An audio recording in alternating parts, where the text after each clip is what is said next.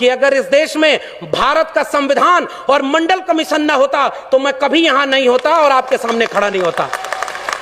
तो जिस सीढ़ी से चलकर मैं आया हूं वो सीढ़ी मेरी आंखों के सामने तोड़ी जा रही है, और मंच पर आकर के मैं आपसे तालियां बजवाने के लिए वो बात कहूं कि सब लोग खुश हो जाएं और कल को मुझे वाइस चांसलर बना दें। वो वाइस चांसलरी किस काम की है कि कल वापस जाके जब मेरे लोग मुझसे पूछेंगे मेरी नौकरी बर्बाद हो गई, शिक्षा बर्बाद हो गई, रोजगार बर्बाद हो गया, तुम उन लोगों के साथ बैठ करके कह रहे थे जय भीम जय मंडल। ये सबसे बड़ा खतरा है। उन लोगों को पहचानिए जो आपके वैचारिक दुश्मन हैं। मैं ओबीसी समाज से आता हूं और मैं ओबीसी समाज को एक शिकायत करता हूं। इस देश में ज्योतिबा फूले माली जाति से आते थे, ओबीसी थे। डॉक्टर अंबेडकर ने उन्हें अपना तीसरा गुरु बनाया था। शाहू जी महाराज ओबीसी जाति के थे। पेरियार चरवाहा समाज के थे। ओबीसी घरों में इनकी तस्वीरें नहीं है। शिवदयाल सिंह चौरसिया 1928 में बिहार में और उत्तर प्रदेश में आदि हिंदू सभा बनाए, और जब हिंदू लोगों ब्राह्मणों के पास गए और उनसे कहे कि मैंने आदि हिंदू सभा बनाया है, इसकी मेंबरशिप ले लो, तो ब्राह्मणों ने कहा हम हिंदू थोड़े ही हैं, हम तो आर्य हैं। तब चौरसिया साहब खड़े हुए और उन्होंने वो पर्चा फाड़ के कहा जब तुम हिंदू हम हिंदू, हम तो ये समझते थे दोनों एक हैं, और जब तुम हिंदू नहीं तो हम भी हिंदू नहीं। और उन्होंने उसका नाम बदल कर कहा depressed classes league, backward classes league. 1948 में उसका लखनऊ में सेमिनार कराया और उसकी अध्यक्षता करने के लिए पेरियार और डॉक्टर अंबेडकर को बुलाया, तब जाके बहुजन एका बनी थी। बस खतरा यह है कि उन लोगों को पढ़ने नहीं दिया गया। पनवाड़ी घरों में शिवदयाल सिंह चौरसिया का नाम नहीं है। मेरे अपने यादव घरों में पेरियार ललई सिंह यादव का नाम नहीं है। पेरियार ललई सिंह यादव ने क्या कहा था, मैं उनकी बात कह के रहा हूं। बलिदान न सिंह का होते सुना, बकरे बलिवेदी पर लाए गए, न काटे टेढ़े पादप गए, सीधों पर आरे चलाए गए, विषधारी को दूध पिलाया गया, विषहीन सदा तड़पाए गए। ये कहा था पेरियार ललई सिंह यादव ने। और जब त्रिवेणी संघ बना 1930 में बिहार में, और बाद में अर्जक संघ बना उत्तर प्रदेश में, इन दोनों का नारा क्या था, ब्राह्मणवाद की क्या पहचान, गिटपिट बोले करे न काम, और मानववाद की क्या पहचान, ब्राह्मण भंगी एक समान। जिसमें समता की चाह नहीं वह बढ़िया इंसान नहीं, समता बिना समाज नहीं, बिन समाज जनराज नहीं। जो जमीन को जोते बोए वो जमीन का मालिक होए, सबको शिक्षा सबको काम, वरना होगी नींद हराम। हमारे डॉक्टर लोहिया ने कहा 100 में पिछड़ा पावे 100 में 60, सन सोपा ने बांधी गांठ। तब उसको जगदेव बाबू रामस्वरूप वर्मा ने नारे को आगे बढ़ाया कि 100 में 90 शोषित हैं, शोषितों ने ललकारा है, धन धरती और राजपाट में 90 भाग हमारा है।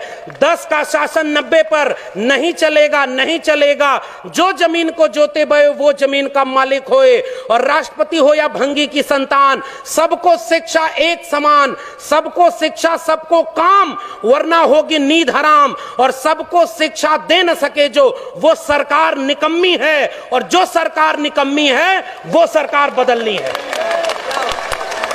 आप नेताओं के गुलाम बन गए इसलिए क्योंकि आप एकजुट नहीं रहे। अचानक कोई नेता आके कहता है कि आप चलो हिंदू धर्म खतरे में है, अरे उससे रोक के पूछिए हमारा स्कूल और विश्वविद्यालय खतरे में है, तब तुम क्यों नहीं आए? मेरी नौकरी कोरोना में चली गई, तब तुम क्यों नहीं आए? हमारी अर्थव्यवस्था डूब गई, तब तुम क्यों नहीं आए? और 85% हिंदू तब बनाते हो जब मुसलमानों के खिलाफ दंगा कराना होता है। और उसके बाद दलित महिला थी, सुनिए, दलित महिला थी उत्तराखंड में, खाना बनाकर स्कूल के बच्चों को खिलाती थी, और दलित महिला की जाति देखकर सवर्ण बच्चों ने कहा हम खाना नहीं खाएंगे, तब हिंदू धर्म खतरे में क्यों नहीं आया? यह मेरा सवाल है। उस महिला की जाति देखते हो क्योंकि वो दलित है इसलिए हम खाएंगे नहीं? पूछिए उन लोगों से 2 अप्रैल के भारत बंद के दिन वो लोग कहां थे जो केंद्र से लेकर के राज्य में सत्ता में बैठे थे और दलित सीटों पर चुन करके गए थे? पूछिए उन लोगों से 13 पॉइंट रोस्टर आया तो वो कहां थे? पूछिए उन लोगों से नई शिक्षा नीति के नाम पर जब सब बेचा जा रहा है, और आज आप कह रहे हो पाकिस्तान कब्रिस्तान। इस देश में हिंदू मुस्लिम की आग तब लगाई जाएगी जब दलित पिछड़े आदिवासी बच्चे अपनी शिक्षा और रोजगार और स्वास्थ्य की बात करेंगे। आज इस देश में एक दलित को राष्ट्रपति बना दिया गया और हाथरस में बेटी को पेट्रोल डाल के जला दिया, तब उस राष्ट्रपति की क्यों जय जवान खोली? यह सच पूछना जरूरी है। और आपने मुझे आमंत्रित करने का जोखिम लिया था, मैं अपना काम करके जा रहा हूं। आपने ये बात जो कही थी, ऐसे मंचों पर आप हमें नहीं भी बुलाएंगे तब भी भारत के संविधान और मंडल कमीशन ने एक नौकरी दे दी है, हम वहां गुजारा कर लेंगे, हमें आपका वोट नहीं चाहिए। लेकिन मैं चाहता हूं कि इस मंच से घर जाने के बाद ये महिलाएं और बच्चियां, ये नौजवान अपने घर में अपने बाबूजी से पूछें कि आप तो धर्म को बचाने गए थे, मेरी शिक्षा, मेरी रोजगार, मेरी नौकरी और मेरे देश को बेचने वालों के साथ क्यों खड़े थे? ये सवाल आपसे पीढ़ियां पूछेंगी।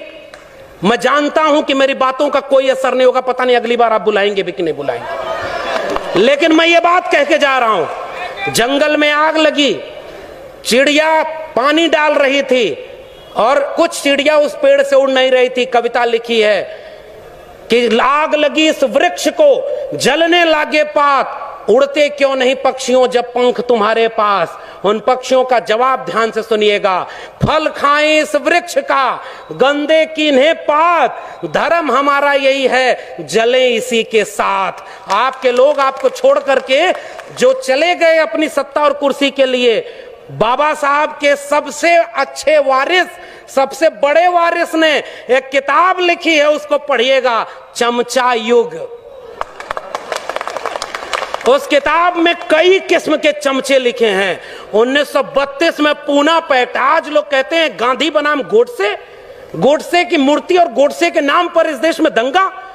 बाबा साहब ने कहा, और यह बात हमें समझनी चाहिए, अपने पुरखों का केवल नाम लेके फोटो पर माला चढ़ा रहे हैं, नौजवानों की पीढ़ी को समझाइए, नहीं तो कल को आज रामायण देख रहा है टीवी पर, कल राम मंदिर बनवाने चला जाएगा, आपका घर लुट जाएगा, वहां आप खड़े हैं। तब डॉक्टर अंबेडकर रोए थे, पूना पैक्ट जब करके आए।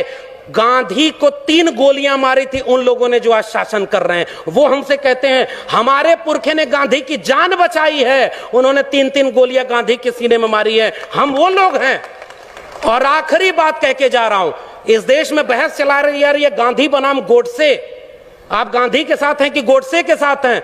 मैं कहता हूं गांधी बनाम गोडसे में हम गांधी की हत्या करने वाले नहीं, गांधी का जीवन बचाने वाले डॉक्टर अंबेडकर के साथ हैं। पेरियार ईवी रामास्वामी नायकर और गांधी की बहस में हम पेरियार के साथ हैं, भगत सिंह और गांधी की बहस में हम भगत सिंह के साथ हैं। हम डॉक्टर अंबेडकर और गांधी की बहस में गांधी की नहीं डॉक्टर अंबेडकर के साथ हैं, और गांधी और लोहिया की बहस में हम लोहिया के साथ हैं। ये हमारी विरासत है।